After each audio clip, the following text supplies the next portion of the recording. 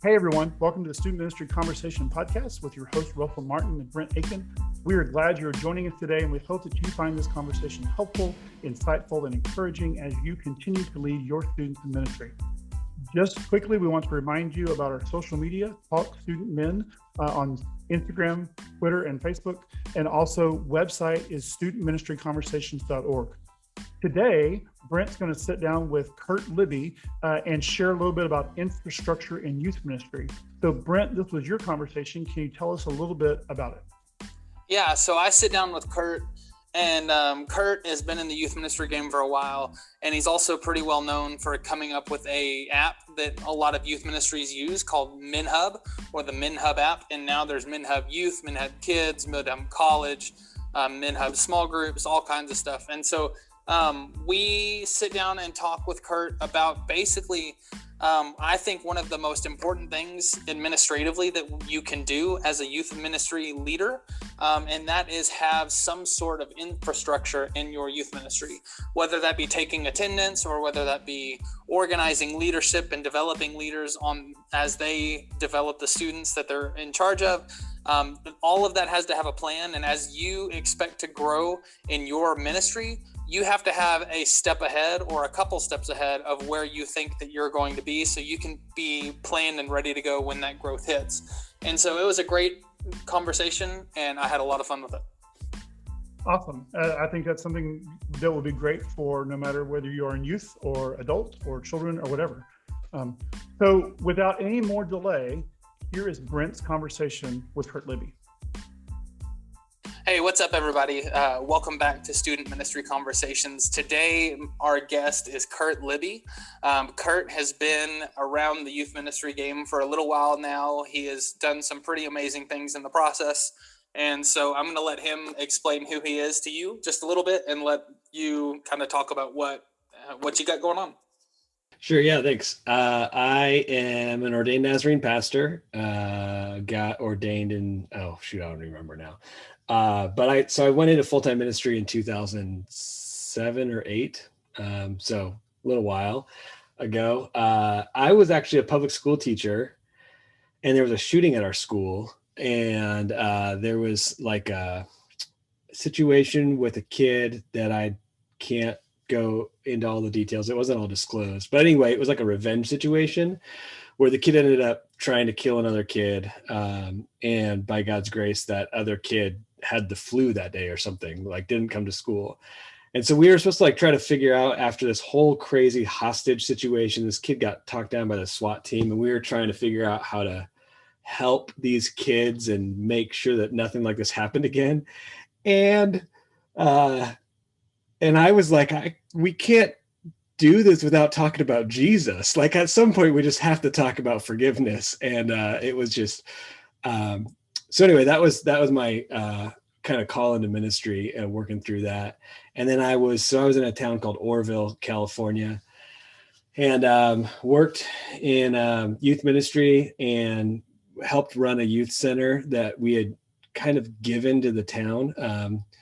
There's a pretty cool story about a guy that came before me that was just wanted to reach kids that were not in church in any way. And then spent, I don't remember now, probably about 10 years in one form or another in youth ministry. And then right now I'm currently in a tent making phase of ministry where I'm working a job in the marketplace, and I was filling pulpits until the pandemic started. And then I preached one time in an empty room and somebody else's empty sanctuary live to a camera, and was like, there's no reason to be doing this. So anyway, I'm currently working on software and marketing and iOS development, Android development, and writing and filling pulpits on the side as well. And so I was speaking at colleges, doing training, stuff like that. But most of that has been put on hold until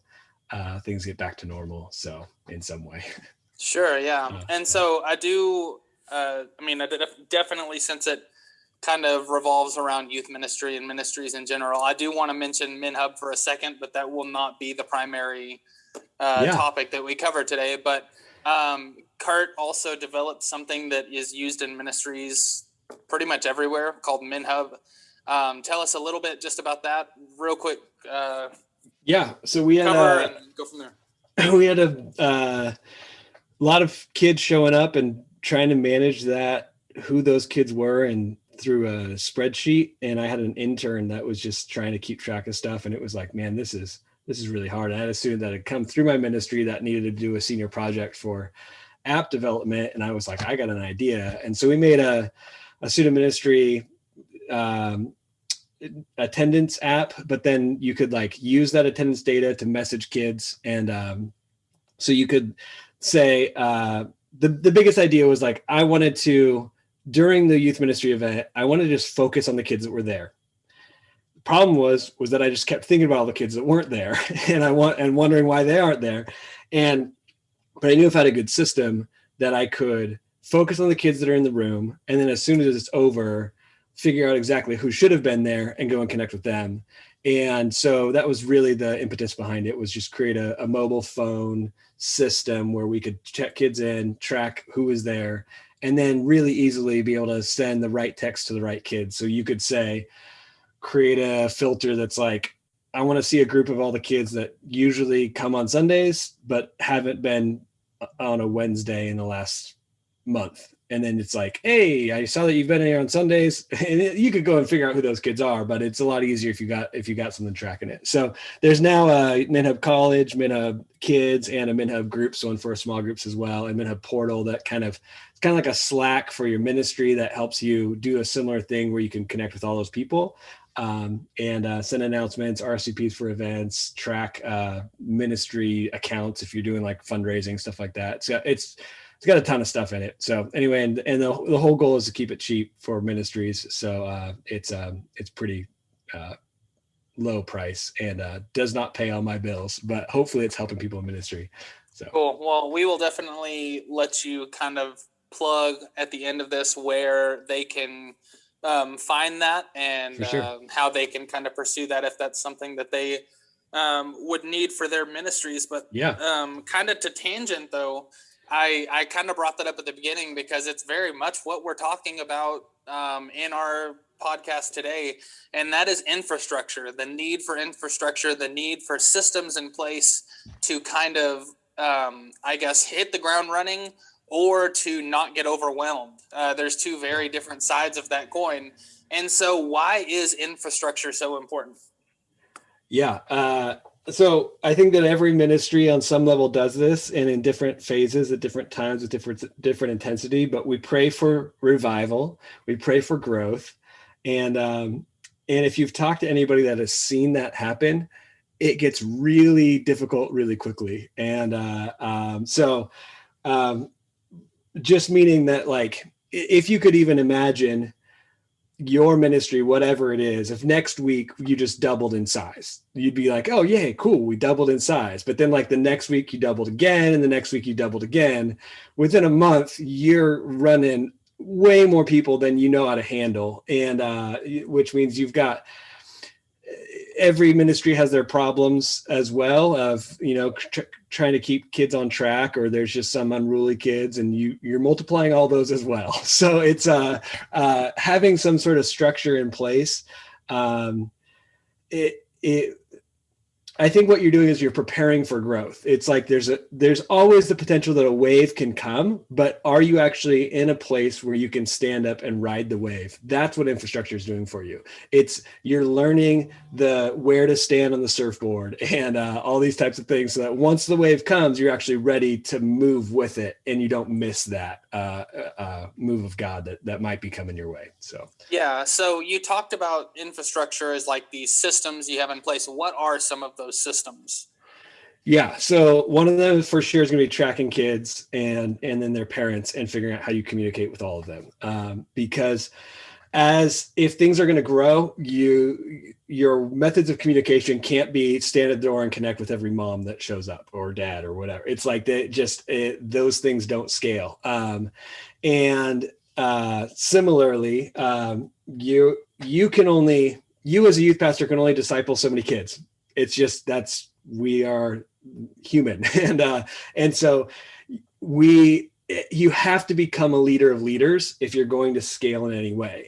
Which means replicating yourself, replicating your knowing your ideals, knowing your philosophy of ministry, knowing or creating systems about how you help kids begin to follow Jesus, grow deeper with Jesus, begin to discover their gifting, begin to apply those gifts, like those types of things, and those types of developing those things in students. You could do one-on-one all day, but if you have 35 students and then 70 students and 140 students and then 280 students, you've got to be training other adults that care about these kids on how to do that stuff. Otherwise, that growth, you're going to have a lot of kids show up on a Wednesday night, but there's no way that they're actually going to move down a path because there's not enough connections with other people to know Jesus.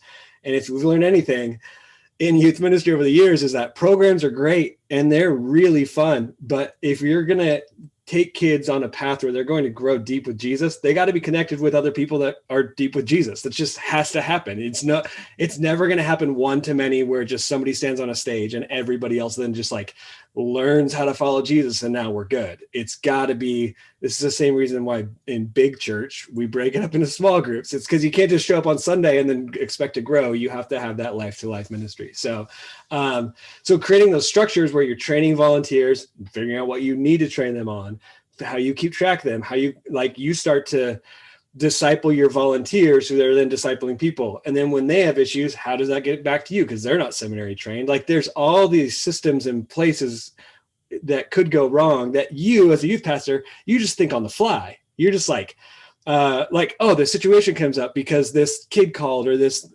somebody stayed late after youth, like, and because you've dealt with this or you've figured out how to deal with these situations. But if you're empowering volunteers, stuff could go sideways all over the place, and you got to have those kind of feedback loops and ways to communicate and ways to train people that again, if you're not preparing those things ahead of time, if growth happens, it's really, really difficult you could just totally miss the wave, if that makes sense. Yeah. And it's not even something that necessarily has to be like dangerous, like, or destructive things towards the group when it grows. The other thing with it is like, you have to teach your volunteers how to be comfortable in leading people to Christ. Yeah. That's not something that comes normally. That's something that is walked through with practice. You have to teach your leaders how to have those conversations and how to maybe not have the right answers, but know where to look to find answers, or know that they can come to you for those answers to be given. And so there's a lot of stuff as far as the infrastructure, like you're saying, that is really, really good. And it's not that it's really a task for you because you're experienced in it, hopefully, or you will be experienced over time, but you can't expect a volunteer to walk off the street and know how to run a youth ministry. That's your job, but you can train everybody around you. So that's great. So for the youth pastors that are currently in this growth stage, because we've all experienced it in one shape or form. Either you have a small group of like 5 or 10 and one kid decides to bring 5 friends one night and it doubles the size of your group, or you've been going for a while and everything's just going and your group just starts growing organically. Whatever, that we've all kind of experienced these growth stages. How can you develop this infrastructure quickly if you don't have one in place? Yeah, I would say really quickly, you have to realize that whatever got you here is not going to get you there. And so like if you can just let go of some things that worked in the past, that's the best way to then say, okay, what do we need going forward? Because so for instance, when we opened a youth center, we had an idea of what might happen. But it was like one of those small town youth centers where there wasn't anything to do. And so it blew us out of the water. We had a wait line outside this youth center every day where we were at capacity and we could only let kids in. And then every single night we were adjusting the structure. It was like, we're going to do this now. Okay, now we're going to do this. And every single day we had to change it. And I think that if you get into the mode of like, well, I've got a newsletter, or I've got a text plan, or I've got, like everybody knows what we do for camp, like whatever those things are, like you just have to realize that in any sort of growth stage, just get rid of anything that has come before and just be like, okay, there's a great story. I think it's from In Good to Great by Jim Collins, but I think it's IBM, one of these board of directors, where they literally fire themselves. They walk outside and then they rehire themselves. And like, what do we have with what we have now? How do we move forward? And I think that's like one of the greatest questions that you can ask, because if you're looking at like, okay, these are the next 3 weeks, 3 months, 3 years, and I got to forget everything behind me. What are the things that I need to make sure that everything gets communicated from here on out with this group of kids? Because the things that I created for the group of kids 6 months ago, it's different. Everything's moved. And just be okay with that. Just be okay with like, what I made for that time is done. It was good. It served its purpose, but we're going to get rid of that and we're going to move forward.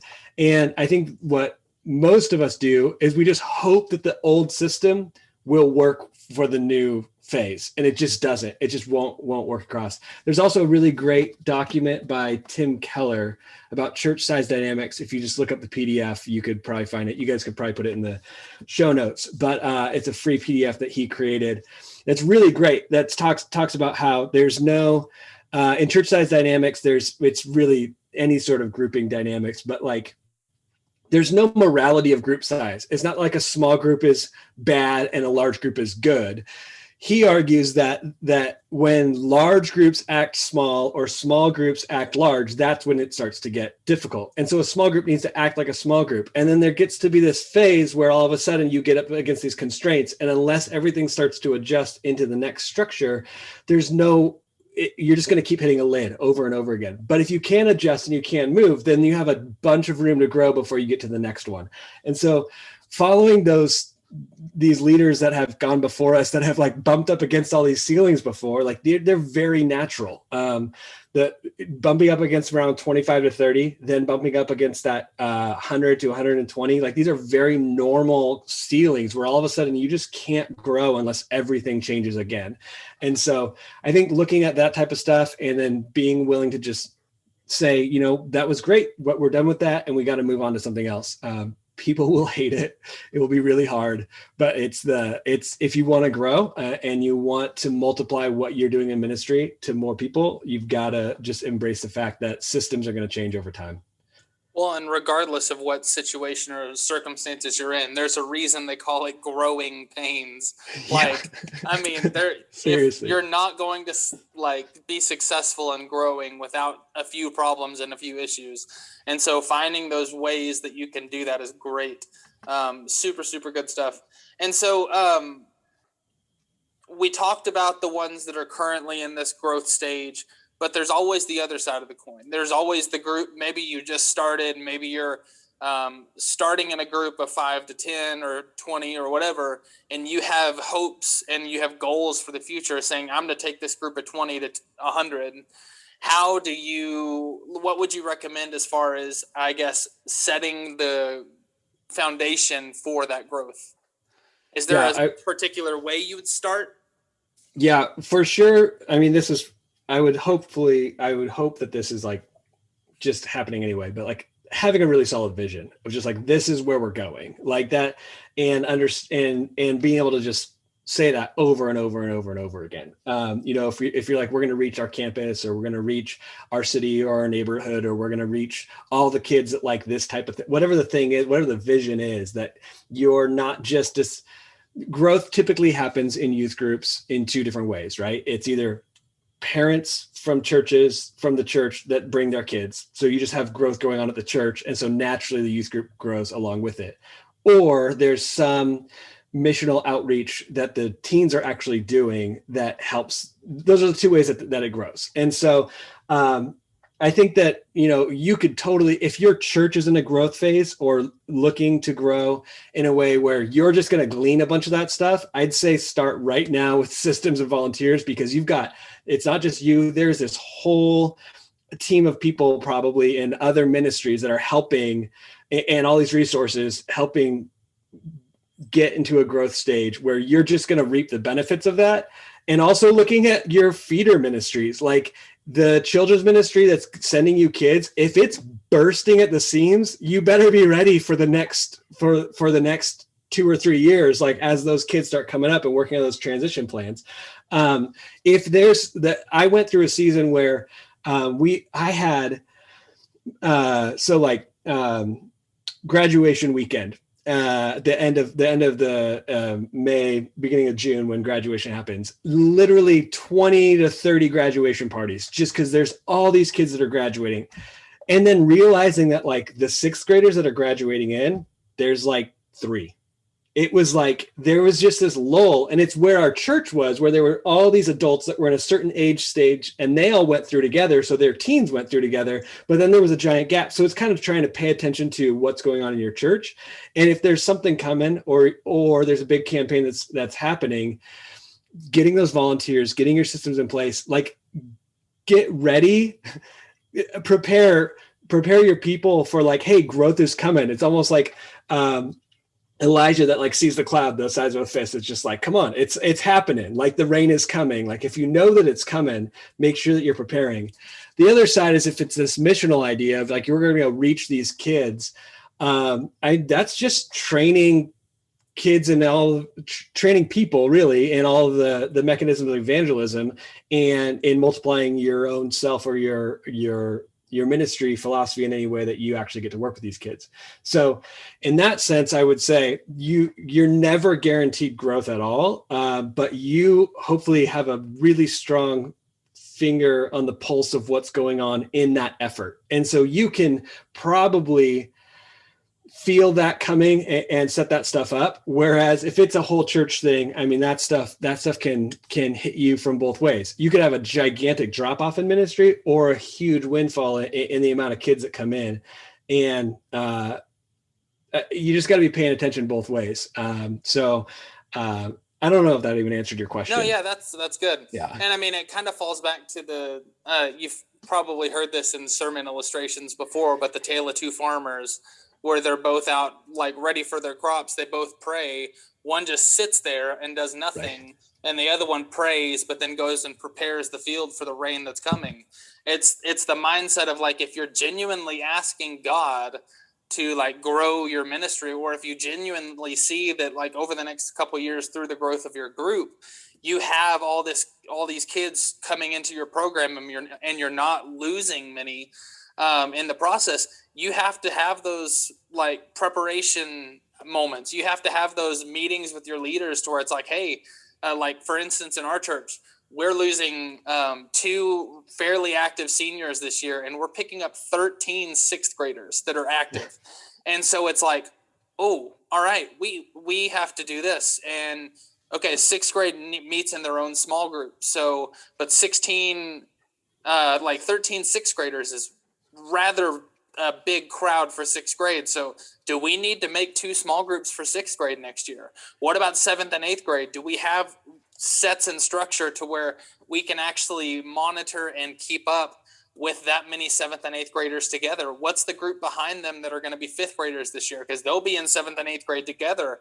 And you have to kind of go through all these what ifs, and you have to answer all these scenarios and questions if you genuinely want that infrastructure in place. And so that's good. A lot of it is just sitting back and saying, why, like what happens if we do this? What happens if we do this? What happens if like we get to next year and like there's no kids? Like, I mean, there's always this nature. So this, like, that's the idea of being a pastor, though, is this cultivation and being able to have your finger on the pulse of it. Because, like, so you, for instance, and everybody can do this in their ministry, but as you start paying attention and you're really aware of, like, as weird as it is, like the weather systems, the soil, are we in a drought? Are we like, what are the other things that like, there's all this stuff that's going into the whole system, the climate of what could produce a crop. So when you look at these sixth graders, and you may have had these great student leaders before, you could have these sixth graders that are coming in that are absolutely amazing. And you're like, dude, this is going to be one of the best classes. I cannot wait for them to be seniors, but moving them through, there also might come in and you might be like, there's like 2 or 3 kids that they already get it, and the rest of them are so squirrely, and they don't understand what it actually means to follow Jesus. They know the Bible stories. I can tell they're not really surrendered. They're not leaders yet. So you could be like, I'm gonna put in I'm going to plan for 4 groups by the end of this year in 6th grade, because these kids are so prepared to go reach their school that I think they're like, not only do we need 2, we need to split again at Christmas or by next spring. Or you're like, we're not going to double this group till they're 7th or 8th graders, but we're going to go deep this year. And because of where they're at, so I'm typically with high school, but I'm going to go sit with them for the next year because I want to cultivate them, because like there's this opportunity. So it's all this like feeling out. And then like you're training people to go, maybe these volunteers will go handle the high school while you're investing. It's just seeing what is available to you and where you could be uniquely used and where you can train other people to let them loose in ministry. And it's never the same. And I think that that's the best part about infrastructure, is that it's not like infrastructure of roads, or I guess it is like infrastructure of roads. You build these roads and then sometimes like there's no more traffic on it, and you actually need to build these interchanges over here and other highways. It's like, that's the way that it was growing, but now it's not. And so we need to move and do this other thing. And I think that that's having that nimbleness, but understanding roads don't build themselves. You've got to pay attention, and you can't just always drive on the roads that you've always driven on. You've got to go back and every year be looking at what you've got, what God's giving you, and how you could best use your time and set up systems and structures to actually move kids to following Jesus and then reaching their friends, and what sort of phase they're in and what sort of phase the ministry then is going to be in. Yeah. And I mean, that's really, really good. And it's all process and preparation and everything. You have to go through all the steps. And there's sometimes that you might think you have everything going, and you might have this planned out to where these kids are going to do this and this and this, and then it doesn't work. And you're like, oh, you need to have backup plans. You need to have contingencies. What if I'm expecting these 13 6th graders and we start 2 groups and 5 show up? Like, what if like the 13 that are the regular kids, regular means once a month? Right. Like, there's so many different contingencies and so many different things that you have to kind of talk through. That's why you really need people to bounce infrastructure off of. Most of the time, and I'm sure you'd agree, most of the time it needs to be your leaders, because they're the ones in the trenches with you. And so they're going to be the ones that are like, yeah, I could see that working, or no, man, where have you been? Like, this is not going to work at all. And then also be in touch with your children's ministry. Like, your children's pastors should be your best friends, because they are ultimately the ones that are raising kids that are going to come up into your program. And so you need to be pouring into them and helping them with their systems just as much as you're helping, like they're helping with your systems. Yeah. Just for the sake of scope and sequence. I mean, it's not really a term that we use much in youth ministry, but for the education and teaching world, like, that's everything. We need to know what they know by what age and how they teach it and all this stuff, because it ultimately helps us. Right. You're creating these different experiences. And I do remember the one of the super frustrating things about youth ministry, and we'll just identify with every listener right now, is that the youth ministry gets blamed for everything. If kids don't transition out of children's ministry into youth ministry well, it is 100% the youth pastor's fault. And if kids don't transition out of youth ministry into an adult ministry well, it's 100% the youth minister's fault. And so I used to hate it and fight against it until I was just like, never mind, I'm going to own it. I'm going to own the transition on both sides. We're going to do everything we can to get the 6th graders into our ministry in a way that makes sense for this group of 6th graders. And we're going to do everything we can to get the seniors, juniors, and seniors that are moving out to be fully prepared for what it means to engage in ministry and go to church, and whether they're at a Christian university, in the workforce, if they're at a secular university, wherever they are, they're fully prepared. Like, and I'm just going to own it on both sides. I used to just get so mad that I would get blamed for it, and then realize actually it's a gift and a responsibility that we actually just get to create these paths and stop being upset that people are upset at me. Yes. And no, good stuff. And so, kind of continuing this whole realm, how do you, obviously one of the big things with infrastructure, like you said earlier, is the need for volunteers. For someone that does not have volunteers in place, or for someone that doesn't have the required number for the infrastructure they're hoping for or planning for, how would you recommend they go about like building that volunteer base? Yeah. So there's for sure you've got, so like you said, there's every ministry has a total amount of kids and then a regular amount of kids. So if you're running 20 kids every Wednesday night, you probably have 35 to 40 kids in your ministry, depending on where you're at. There's a total number that they call it their home church, but then there's the number that actually show up on any given week. When there's special events, typically you'll get more people. So one of the great ways to onboard new volunteers is to special events, because you are almost guaranteed more students to come to that. So we would do like trampoline park or ultimate frisbee or paintball or whatever the things are that are cool in your area where you can generate some sort of an event. But what we would do is get volunteers to help out with these events. And I would recruit actively from the church all the time. Like my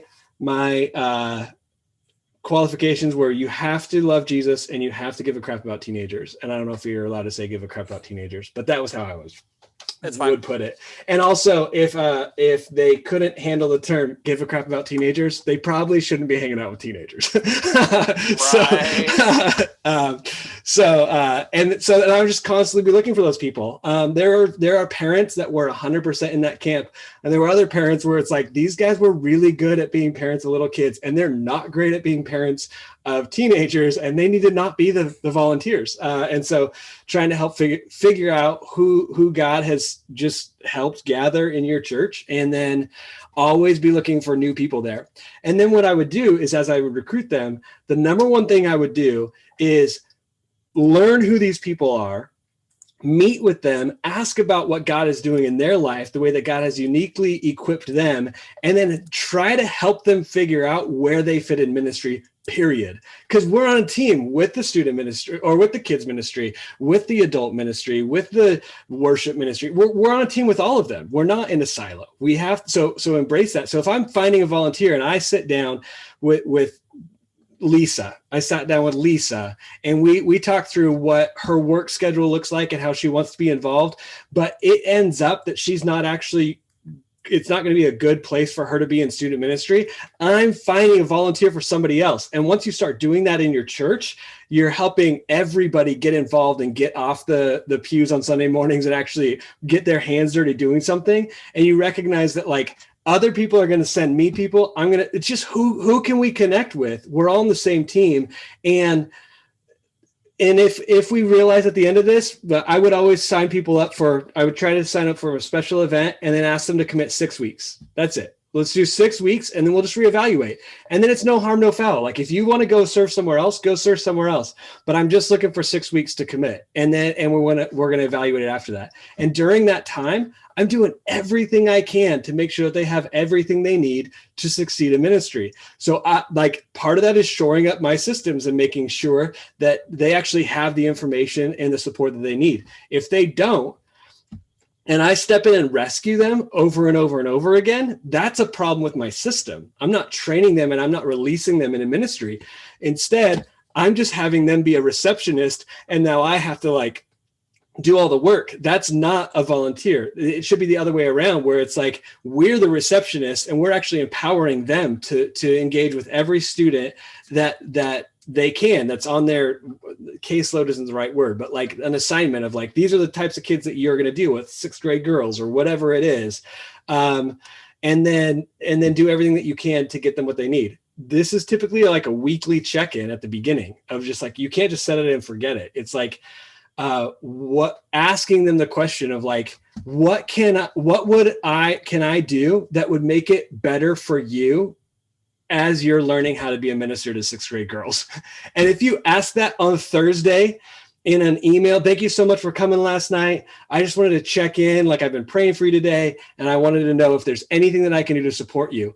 And like, if you do that every single week following up, you're going to learn so much about where your systems lack and how you can support other people. And you're going to create some lifelong volunteers that are absolutely in love with serving with you, because you're serving with them. You're serving them. And if you can't do that, then you're going to have constant churn and it's going to be really difficult. So those are the types of questions that I would ask. And I would find what works for you, but definitely have like an onboarding where people can jump in and maybe try, like we did car drivers, and we did a training for car drivers, and we're going to go to a ski snowboard trip.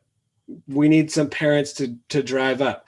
These are the rules for, this is what it means to be a car driver in our ministry.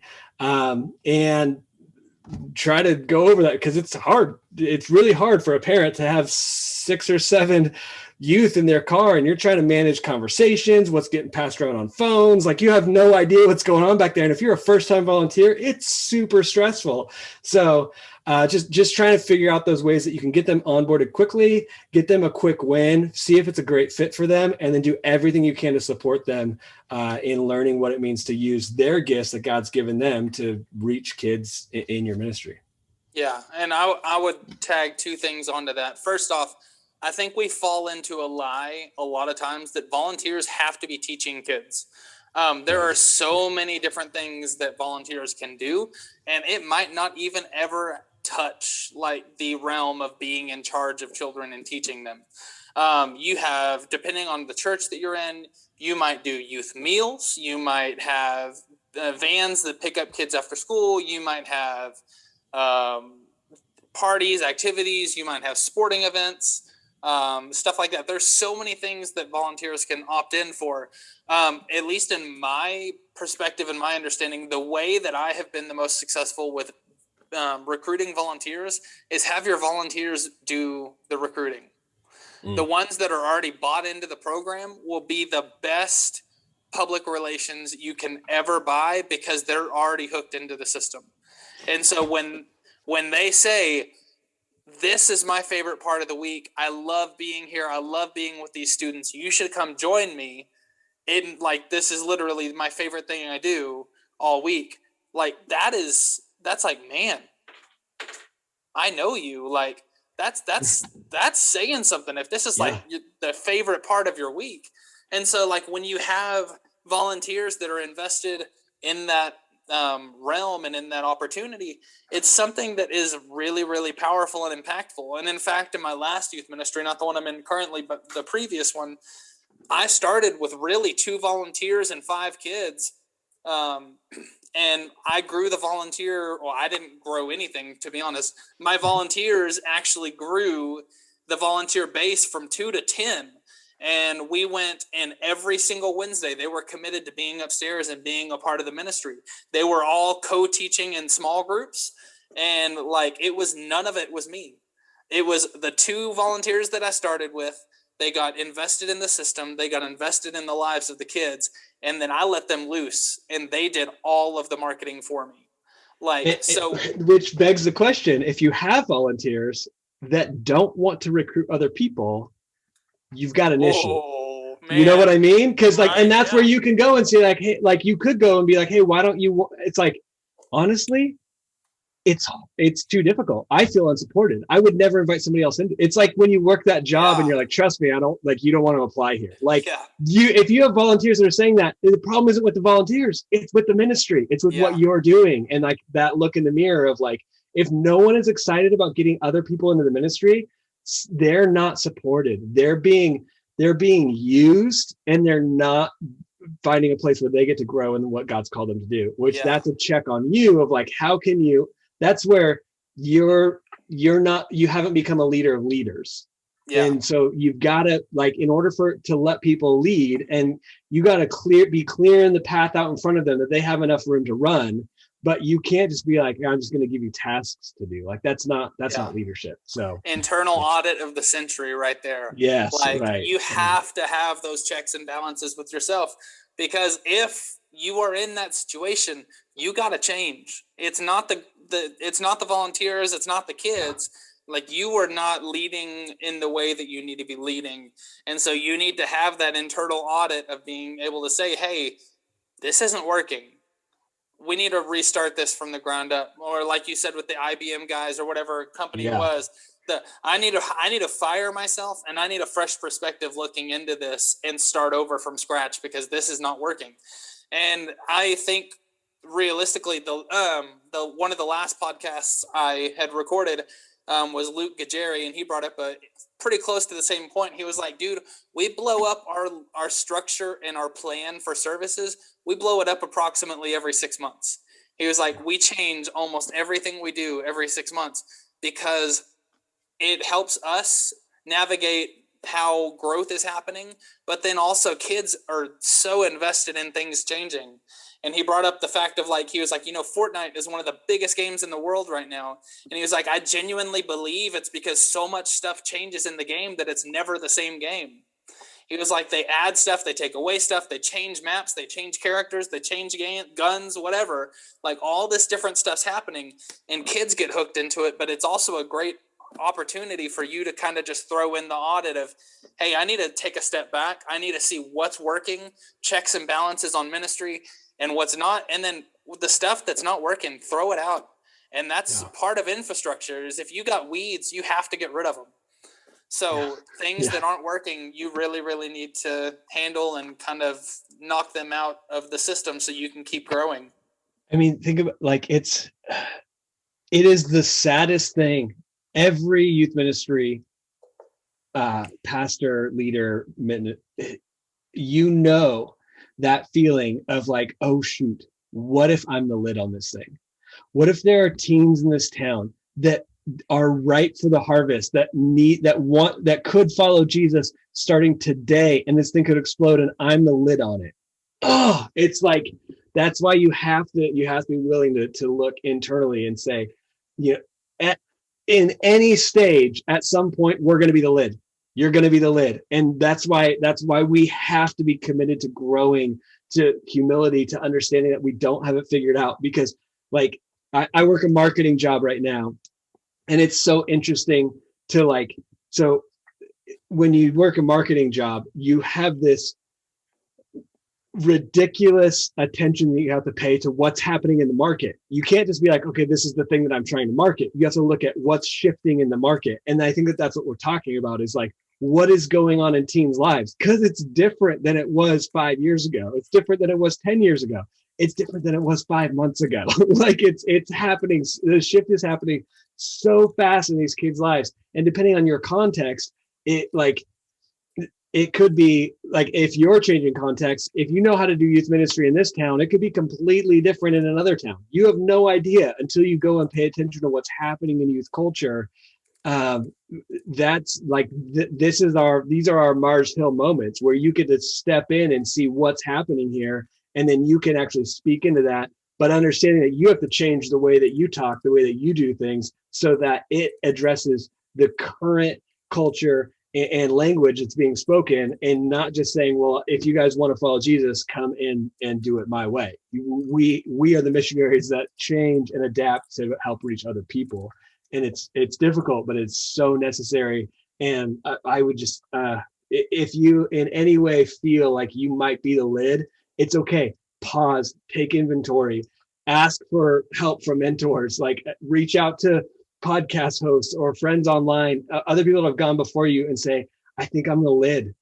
And I think God wants to do something in me to expand my capacity so that these teens don't miss their opportunity to follow Jesus. Yeah, 100%. No, I totally agree. And the other thing with that is, at any given point in your ministry, you need 2 to 3 people that will be honest with you. Like straight up, they're not going to say, oh, everything's great, it's magical, like you're doing such a great job, you're such a great youth pastor, kind of thing like that. You don't need yes people. You need people that will say, honestly, last Wednesday was probably the worst you've ever done. Like, you need people that are honest, because if you don't have honesty around you, how do you grow? How do you know when you've done, like, how do you know when there's room to improve? How do you know when you knock something out of the park? Because when people are saying, yes, you're awesome at every single thing you do, there's really no significance to when they say yes to things you actually did great. So have people that will be honest around you, and that's where your checks and balances system comes from. You need volunteers that will be like, I think you were pretty lazy in this. Like, you could have done a lot better. Or, hey, like, this was honestly the best thing you've done. Like, you had so much involvement. The kids were raving about it, whatever. Like, you need to have those people in your lives that'll speak honesty and speak truth into whatever situation you're in. And that will ultimately help you bring growth as well, because that's part of your infrastructure right there, is having people that will be honest with you, that will help you in the assessment of how your group is growing and how y'all are doing with the change. Yeah, creating that system too of saying, like, I had a guy named Mike, and it was so hard for me to believe that he had my best interests at heart. He had 2 daughters in the ministry, and every time he came to me, he had a problem with something. And finally, I realized, like, man, this guy is an asset, not a liability. Because I was like ducking out of the way. If I saw him coming, I'm like, I don't even want to hear what he says. And I realized he always told me the truth. He always told me the truth. And so I was like, listen, I want you to come. I want you to come on Wednesday nights. I want you to be involved. And he was the guy that I was like, I don't want him to be involved because he's going to judge me so hard. But what happened was this. I was like, I want you to tell me and help me get better at preaching, at the way that I talk to people, the way I talk to parents, all this stuff. And I want you to send it to me on Friday.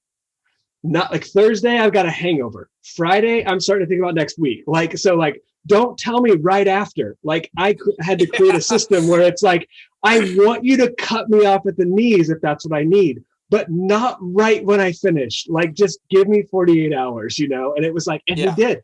And he'd be like, hey, here's the notes. I'm not going to send it till Friday.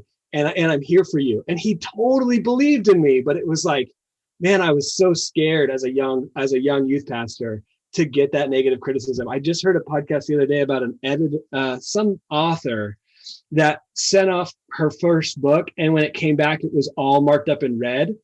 And she was like, I can't handle this. And so she told her editor, like, can you just mark it up in another color? And so the editor the next time came back and marked it up in green. And she's like, now when I see all of the criticism, I see it as growth, not as like cutting me up. And it was like just the simple thing of like, you got to change your mindset on the way that you hear this stuff. But creating systems like, this is what works for me. And if you guys know, like you get into this weird Holy Spirit hangover state where it's like you're super vulnerable right after a really big event or Wednesday night or whatever. And it's like you can think a lot clearer and hear constructive criticism at other times. And so when that works for you, say, hey, dish it. I want to grow. Just don't do it when I'm feeling extremely vulnerable right after some of these events. At least that's what it was for me. Well, and nobody wants to get through with an evening where you think you did great, and then like the leader walks up and says, "Dude, what did you do?" Like, then you never turn off. Like, you don't have the availability to like leave and go home to your family and call it a night. Because you're dwelling on that for the rest of the night, if not Thursday during your ministry hangover day too. Or like, right before, really they'll show up right before, like, hey, I was meaning to tell you this about last week, as they're like dropping off their kids, and you're like, are you kidding me? Like I feel like I didn't prepare enough. Like you have all these things going on in your head, and then like they just drop these bombs on you, and it's like if you just create a system where you're like, I want to hear this. Just this other time. I do think that people really are well-meaning and they want to help you, but it's creating a system where that feedback gets to you in a way that you can process it in a healthy way. And this is completely off topic, but it kind of fits with this conversation as well. This is just a 2 cents piece, like learn from one of my young youth ministry experience mess ups. For the love, if you respect your pastor, treat him the same way. Yes. Know when he's about to do something. Don't drop bombs on him right before he goes up on Sunday morning like I did. So in my younger days of youth ministry, I was really, really nervous because I had accepted another job. And like an hour before he went on to preach Sunday morning, I went and told him that I was leaving. And now I look back, I've apologized to that man probably 17 times since I left.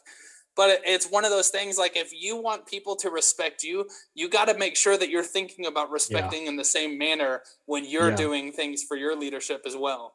And so, super, super important. But like, don't be that guy. Don't be me. Right. It's just one of those things. Hopefully you can learn from my mistakes. But yeah, make sure that like there's a time and a place for everything.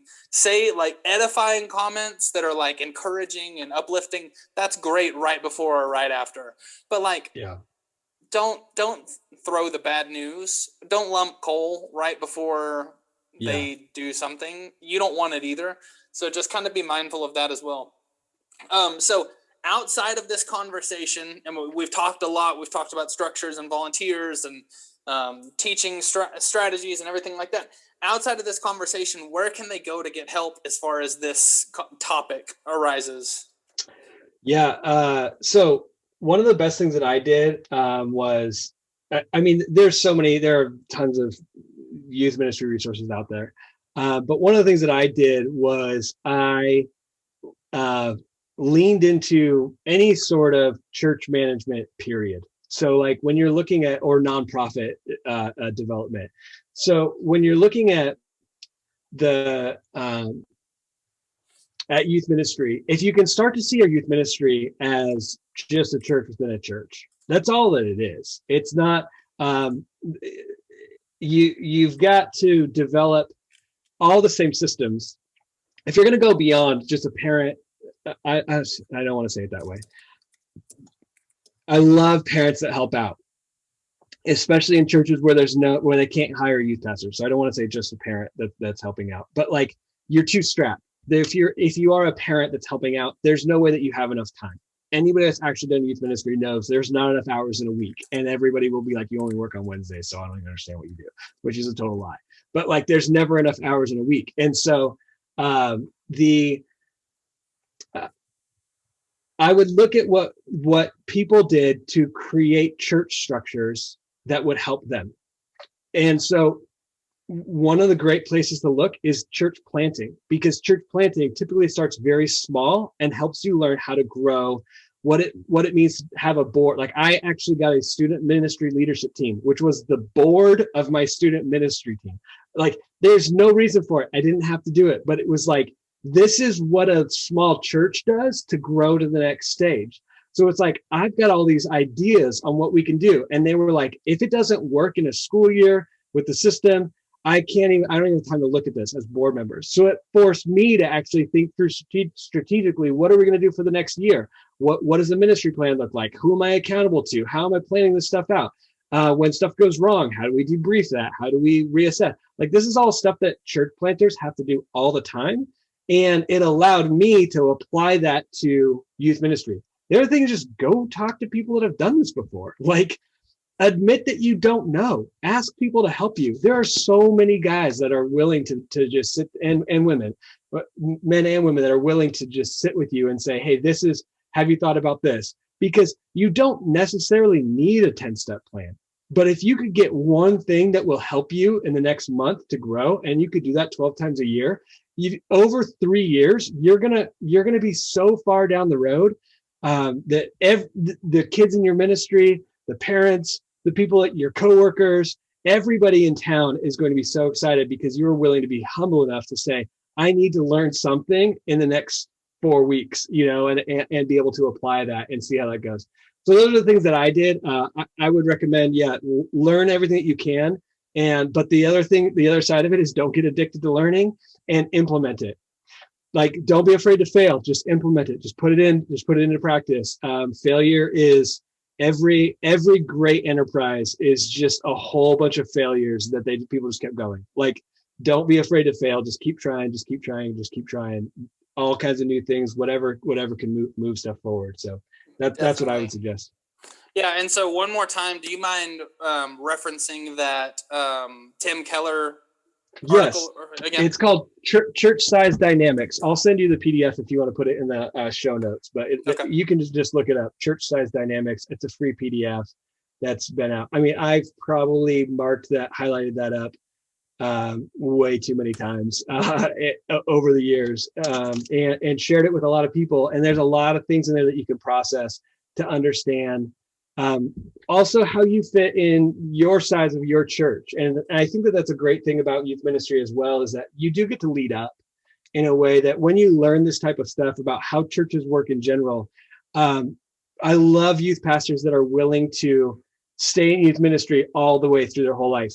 And But one of the things that I would love to see more of is those youth pastors investing more in the overall infrastructure of the church, just because you're not using it as a stepping stone, which if you do go into youth ministry and go into something else, there's no, I don't have any problem with that either.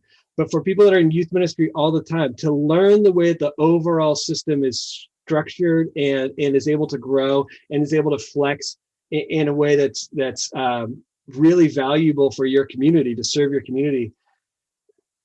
And then understanding where you fit inside of that, that's absolutely enormous. I mean, when you're wanting more of a budget and you understand the way that the whole budgeting process works and the way the giving campaign is and all this other stuff, and you're just not the guy just knocking on the door asking, like, I'm tired of doing fundraisers, but you actually understand and you feed into the whole system on stewardship and all this stuff, and you're helping like that. The whole system gets better when you learn, and then you can apply that in your own ministry as well. So I would challenge you to just learn as much as you can about how this stuff works. When I learned stuff about the nonprofit world and the way that nonprofits work, it helped me understand the way the church fits in. The church is, in America anyway, the church is a type of nonprofit, but there are other ways that there are all these different models of how nonprofits work and what it means to have donor retention and what it means to have donors be updated on the information that comes into, and then the ways that these things get funded, because you can never fund the mission with the mission. That's the whole thing with nonprofits, is that the mission doesn't fund itself. People don't pay a flat rate to go to church. Like, that's not the way that it works. You can't fund the mission with the mission. You have to find funding sources out of all these, and a lot of those people that believe in it and are willing to give on top of tithes. They're willing to give sacrificially because they believe in the whole thing. Well, that's vision. That's talking about the wins that you've had. That's talking about the stuff that you've learned. And if you can do that in youth ministry in a way that helps the whole church, you're going to be an asset. You're going to be a linchpin in that place that nobody ever wants to leave, because you've helped the whole thing get better. So I would say just don't stop learning. There's so much to learn about how it all works. And it also expands everybody's opinion of you, that you're not just the guy that's trying to figure out how to use a minute to win a game inside of it or whatever. It's like, no, this, like, you really believe in the whole thing. And so I just encourage you, just go deep and seek mentors in any way that you can to learn about just how this stuff works, because it's absolutely fascinating to learn the whole systems and structures of just what happens. That's awesome. Yeah, great stuff. So as we're closing up, the great topic, great conversation, and definitely we want to hear any questions or comments that you guys have. Please share this episode, put it on social media, tell us what you think in comments on social media, etc. But Kurt, how can people connect with you on social media? Do you have any shameless plugs? I told you that you might throw MinHub back in at the end of this. And so how can we reach you? So I think I'm Kurt Libby everywhere. I might be Kurt.Libby depending on where you're at, but you could probably find me. KurtLibby.com also. Shameless plugs. So yes, youth ministry app is called MinHub. You can get it on iOS or Android. It works. I think it's $5 and it'll work on your device forever. No extra fees. If you're at the point where you've got leaders and you want to sync a bunch of devices, it's $8 a month to get, or $80 a year to get all your leaders on the same database, where you can capture ministry moments. You can do, there's an academy feature in there where you can create ministry trainings. You can do the whole planning center thing. You can do you're in it where you actually plan all your events and create those plans for everybody. So there's a ton of capabilities in there. The other thing, this is my other shameless plug, is that I'm not sure when this podcast is coming out, but I'm actually been working on another app that is going to be out this summer. It's starting on iOS only, but it's called Hunt Mob, and it is a photo scavenger hunt app. And it's going to be super fun.